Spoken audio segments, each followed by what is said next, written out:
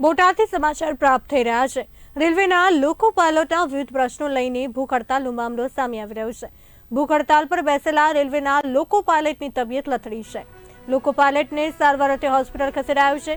Railway પાયલટની હાલ બોટાદની hospital ખાતે સારવાર ચાલુ છે। રેલવેના લોકો પાયલોટ 36 કલાકથી ભૂખ હડતાલ પર છે। અનેક માંગોને લઈને લોકો પાયલોટ ભૂખ હડતાલ પર બેઠા છે। લોકો પાયલટ જે ગુડ્સ છે એ સ્ટ્રાઇક ઉપર ઉતરેલા છે।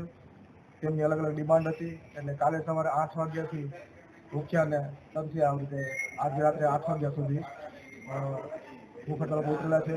તેમાંથી એક જીતેન્દ્ર પંચાલ લોકો પાયલટ ગુડ્સ તેની અચાનક તબિયત બગડતા ફરી પીસીઆર સાહેબ દ્વારા 108 ને કોલ કરતા આજે વધુ ટ્રીટમેન્ટ માટે સોનાવાલા હોસ્પિટલ આવ્યા છે।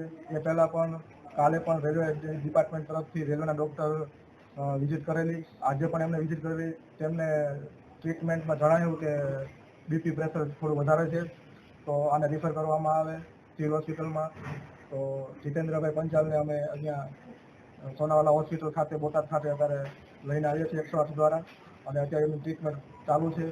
રેલવે તરફથી હજી સુધી કોઈ પ્રતિસાદ નથી મળેલો કે કોઈ ઓફિસરે પણ રેલવે ડિપાર્ટમેન્ટ તરફથી કોઈ ઓફિસરે પણ લોકો પાસે ગુડ જે હડતાલ ઉપર ઉતર્યા છે એનો કોઈ સંપર્ક નથી સાધેલો કોઈએ। તો એ તકે હું કહું છું કે રેલવેના ઓફિસર કોઈ સંપર્ક સાધે વિવિધ પડતર માંગણીનો સંતોષવા પ્રયાસ કરે તો સારું રહેશે।